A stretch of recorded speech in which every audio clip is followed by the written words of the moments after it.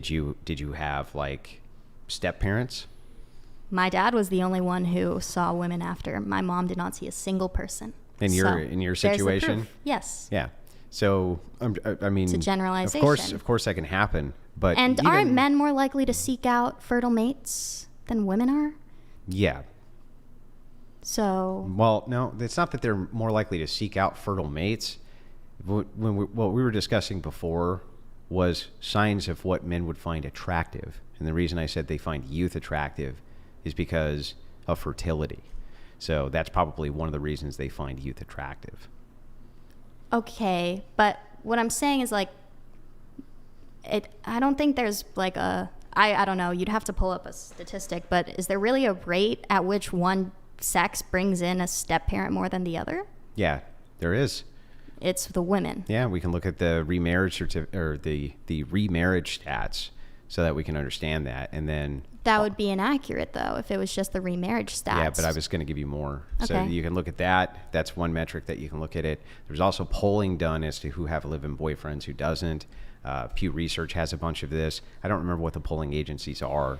Everyone which has covered it, but yes, it is true. At least it's true as we know that women do tend to bring in more step parents. Can you give me the point difference on those two statistics? I can't off the top of my head. You don't even have an estimate, like a point. You mean a like point 10 difference? 10 percentage points, or how much is the I don't difference? know. I don't know what the distinction is, but it's significant. It's a significant distinction. Okay. So it's enough for there to be a deviation. So probably 15%, 20% more, I would guess. So how is that the women's fault, though? Because they're trying to find another provider for the home that you think is an important part of but their... they shouldn't have you're, left you're their saying original they should grow provider. up in a two-parent home. What if the original provider left? And you're saying the kid should grow up in a two-parent home? Most divorces don't happen because the provider left. They happen because the woman initiates a divorce due to irreconcilable... Most, but not all. What about... what are the women who get left going to do then? If we were just dealing with exceptions, we wouldn't We're have not dealing with just exceptions. But We're dealing with a large portion of the... That's not a large portion. No. Men and women are individuals. Stop making it so based on your gender. Only women can break things up. Only women can leave the relationship. That's not true. And Men it's not what I leave said. all the time. Yeah, but you're saying that it's an exception, which is false. You can't say exception. It is. It's sometimes one thing happens and sometimes other things happen. So here's the thing. When people are incompatible, it could be chosen by either side. I'll rephrase it the best way that I can then. Mostly women are doing this and not men. Mostly women are leaving marriages and not men. Mostly women. At the college level, it's almost all women. Then men are the exception because women are initiating 90% of the time. And then if we break those stats down along religiosity, we might come up with some different numbers. But yes, it's mostly women breaking up the home. And How do you know that's not men's fault? Well, because we can ask these women why the divorce happened. And we can look at court documents for the reasons that they put for the divorce. And we can run different polls where we're talking to them. And what we find is the same thing that was pulled up the other night here on whatever. He was a perfect guy. I just got fucking sick of him. I don't like him anymore. There was no abuse. He didn't do anything wrong. I just don't fucking like him Is she not anymore. entitled to make that choice if she doesn't like her husband anymore? I think that if you put your own self's entitlement above that of your children... in order to have access to their father in a two-parent household, you're setting them up for failure. And that's what we see in the stats. That you should be, if you make the commitment to make children with him, and he's not abusing you, okay, and he's not beating you up, and he's not abandoning you, he's not doing all the bad things, then no, I think you should put your children before your own happiness. I think you have a duty and obligation to do so.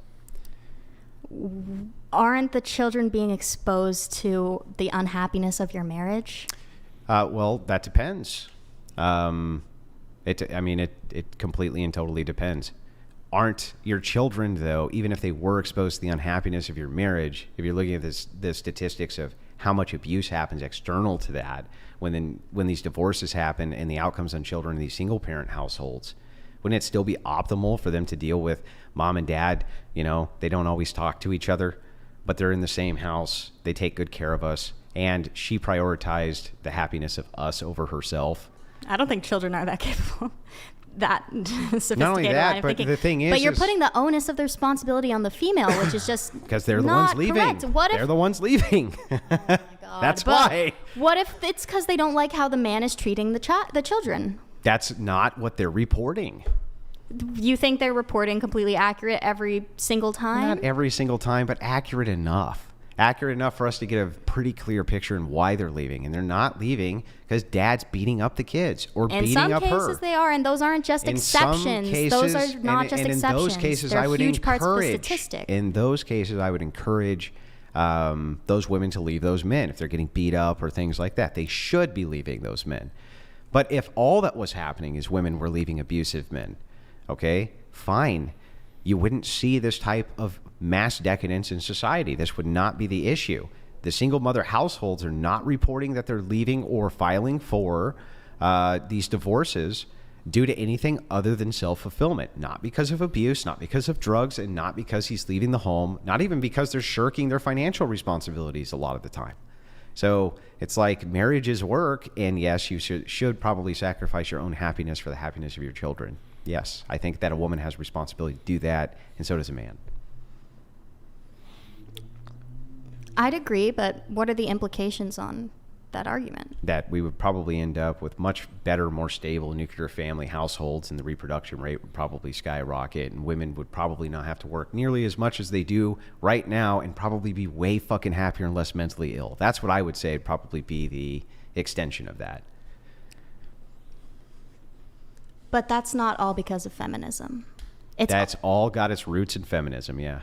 No, I'd say a lot of it has its roots in the patriarchy. Which things? Well, first of all, feminism was made to begin with to counteract the patriarchy. That was the rhetoric. So there you go. You could say feminism would have never happened if there was never a patriarchy and we started with an egalitarian society, but that wouldn't have been possible because we hadn't invented guns yet and men had a monopoly on the use of force. You can't have an egalitarian society. That's why we went through that whole thing in the beginning showing you why you can't. We can't have an egalitarian society? You can't. Because men have the monopoly on force. That's why we agreed disagreed to it. on that, though. Like, No, I still really think didn't. that women can have force. I mean, they can use force to a limited degree, but they cannot enforce. They'll never be the enforcers, and so they're never going to be equal with men. That's not ever going to happen. There's no place on planet Earth where women are like, you know what? Barbara, grab the Uzi. We're going to enslave these fucking assholes right now. It's never happened. It's never going to happen. But there has been the case where they've been like, hey, Abdul, grab the AK. And yes, the women have all been enslaved. That has happened. Yes, but I'm saying in today's society, women have more influence on non-physical types of ways through politics and things like that. Yeah, I don't disagree, but ultimately they only have that sway if men allow them to through enforcement. And if men collectively, because they've had this before. But it's not men allowing them to. They had it in Iran. They had women's liberation in Iran until the Iranian, and they were in politics and they had sway until the Iranians went, no, and took all that shit away. And they can't do anything about it. But you can have a revolution inside of a nation by men. That's done all the time. And they're able to take rights or give rights. That's just the way the world works. And one of the blind spots of feminism is, I don't know why, but they can't seem to see that. They can't seem to see that this perpetual egalitarianism is worthless because you can never really achieve it anyway. So I don't know why they're striving towards it so hard. Why can't you get as close to it as possible? Well, you can try to get as close to whatever you want as possible, but these outcomes that we're seeing on your pathway there certainly don't seem great. It doesn't seem like it was a great idea to wreck the nuclear family. That seems like a really fucking bad idea. And they did. It doesn't seem like it's a good idea to try to make men and women compete in the workforce. That seemed like a really fucking bad idea. These are not good ideas for society, and they haven't worked out very well. But it's like most of these are on the basis of your your subjective morality. Like, you think that, like, it's so much worse because those children are coming out mentally ill because they have single mothers? Maybe they're way more able to take on opportunities with confidence or something like that because they are less prone to being submissive because they didn't have a father in the home. So they act more masculine. So more mentally ill kids?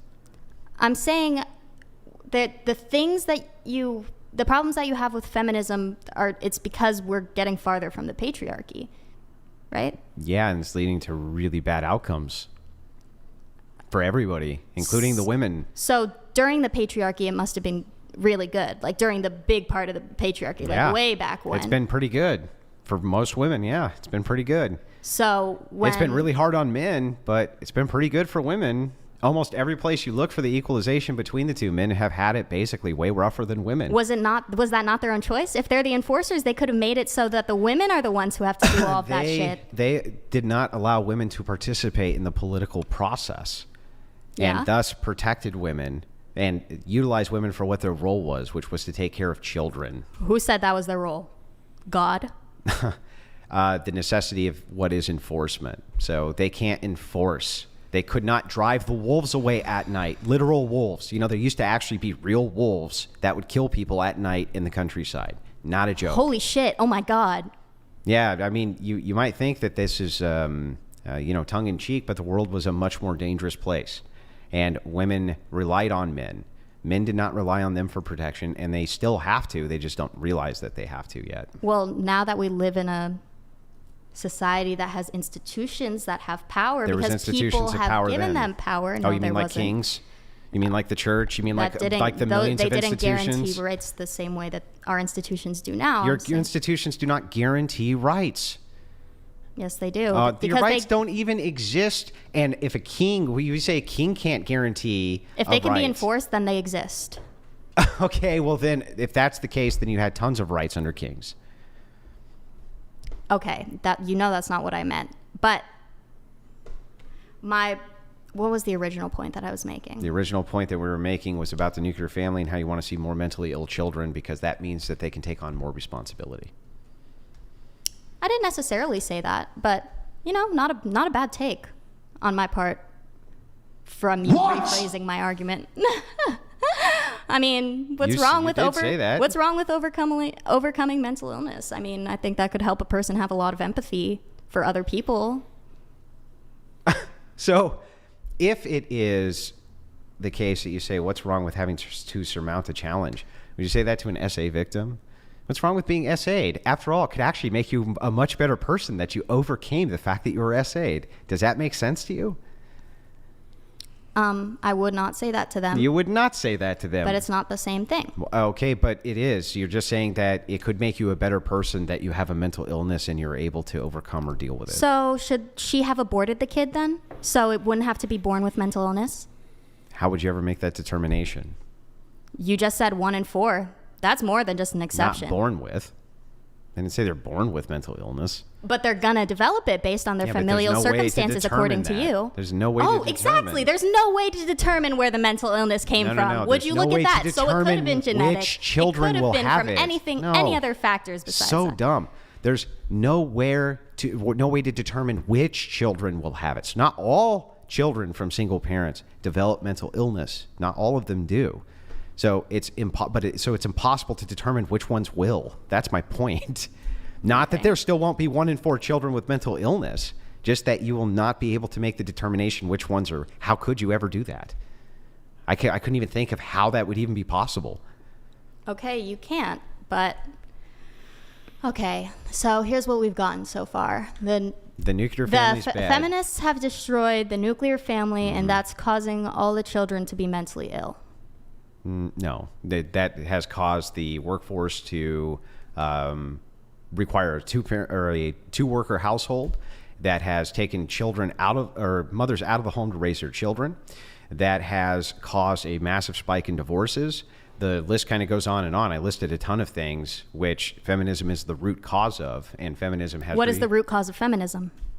Occultism. Patriarchy. Occultism. Patriarchy. Occultism. Feminism would have never. You admitted earlier that feminism would not have existed if not to reverse the patriarchy, and you just said that feminism is the root cause of all these Let me go back to my issues first note. because we're trying too hard to reverse the oppression that you've put onto us. So my first note was asking you: is not an entailment of feminism going to be, if it is to resist the patriarchy, that there is a patriarchy? Answer is yes. So I'm just looking at your entailment. But patriarchy is not what caused feminism. Occultism is what caused feminism. Occultism from the Protestant church specifically. The existence of patriarchy allowed the conditions for feminism to exist. Okay. If society had been more egalitarian from the start, I'm not saying completely egalitarian, but if society had been more egalitarian from the start, where each individual was already able to choose, do I want to take care of the kids or do I want to work? Let me go find a mate who's the opposite, not based on the gender, but just based on individual, like their inclinations in life, then I don't think women would be as but you're hateful of men. That's really funny that you bring this up. You're saying that feminism. Lath donated $200. It really is crazy how privilege is invisible to people who have it. She has no idea how dangerous environment was long time now. Even now, no one is going to provide her security other than men. That's correct. Thank That's you, Lath. Long time going to now. be true. But Continue on. anyway, what you're saying is this. This is actually your argument. I'll give it back to you. You're saying patriarchy didn't exist, then women would not have to fight for the fucked up conditions that we find ourselves in after they resisted the patriarchy. Brilliant argument. Genius. Love it. No, but that's I your said argument. women wouldn't have to fight the fucked up circumstances that the patriarchy put them in. And they started with more egalitarianism, right? And don't we have more egalitarianism now than we did under the patriarchy? And we find ourselves in these fucked up conditions, which means if we had egalitarianism then, those would have been worse than the patriarchy We were because it in is now. fucked up conditions before, too. What? It's just What were different the fucked ways. up conditions? Well, I mean, women were just all tied down to one outcome and they couldn't vote. No, they weren't Personally, tied I down would- to one I would outcome. love my daughters to be able to do whatever the fuck they want. So let me ask you this. If we could guarantee, let's just say we could guarantee that children would end up with way better outcomes in society. We could guarantee it, right? If parents stayed together, or even better, let's phrase it this way. We could guarantee that children will have better outcomes in society if women don't have the right to vote. Would you take away the right of women to vote then? No. No. If we could guarantee that the outcomes for mental illness would greatly reduce if you took away the right to women to vote, would you take away the right for women to vote? No. If you could guarantee that women would be far more secure and actually much, much, much happier if you took away their right to vote, would you take away the right to vote? That would never happen. If you could guarantee that they would be happier if they could not vote, would you take away the right to vote? That would never happen. No, answer my question. That I don't believe it would ever happen. Okay, if you thought that if the case could be made that their happiness would greatly increase because their mental illness decreases if you took away their right to vote, would you do that? It's not about happiness. You're doing the hedonist thing on me. Mm-hmm. In this case, it's about individual choice and values, not hedonism. But hedonism is the outcome. I'm saying So what I'm asking you ultimately is this. I'll condense it. Would you take away women's rights to vote if it led to, generally speaking, better societal outcomes?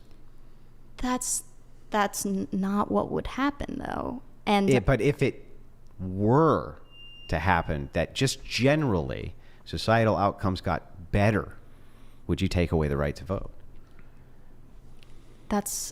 I wouldn't. You wouldn't, I know. And so this is the distinction between our moral systems, is that I believe that you live in contradiction and that the right to vote, this right that you perceive, or the 19th Amendment, this type of thing, that even if we could guarantee that the outcomes were better if it was gone, you would still insist that it was there. And I think that that's the case with abortion. I think that that's the case with probably most of your beliefs, because that's feminist beliefs. Like, for instance, if we could guarantee that women would get far less venereal diseases and would have far less problems in society if we could criminalize premarital sex, would you do it?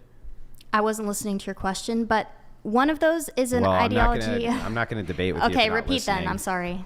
Well, it's because I was thinking of what I was going to say next. My fault for being a slow woman. You can repeat your question if Okay, you'd I'll like. I'll repeat the question, and I'll make it even simpler. What I'm saying to you is this: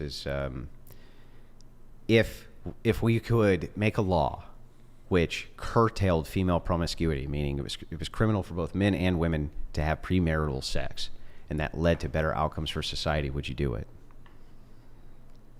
No. No. So, I mean, ultimately, for you, the hedonism and pure selfism is the most important value, not individualism. It's an emphasis on empathy and individual human rights. That's not empathy. Yes, it is. It's empathy for the individual, because your ideology is not based on empathy. It's based purely on subjectivism through the Bible and religious I haven't offered a truths. single biblical argument. I'm just purely operating off of almost hedonistic. all of your arguments I'm are literally biblical. going off of this. The worldview is utilitarianism. Utilitarianism being harm. This comes from Mill, who says that harm is a physicality which exists inside of the norms of politics.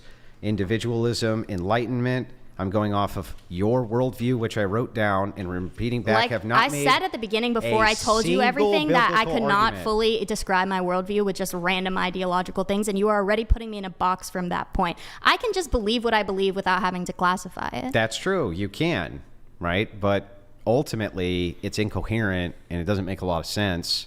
And when you say, well, wait, you're coming at me with a biblical worldview. No, I'm just giving you back your own worldview. I'm literally I just ran an entire internal critique showing you that ultimately, if we reduce all of these issues to outcomes for society, you would still not curtail behaviors like promiscuity, divorce. You wouldn't curtail any of these things, even if it led to better outcomes for children. Because which that's is like not eugenics, basically. That is not utilitarianism. Isn't this like okay, I see. Well, you're right, then. Yeah. So anyway, I'm good. Brian? I got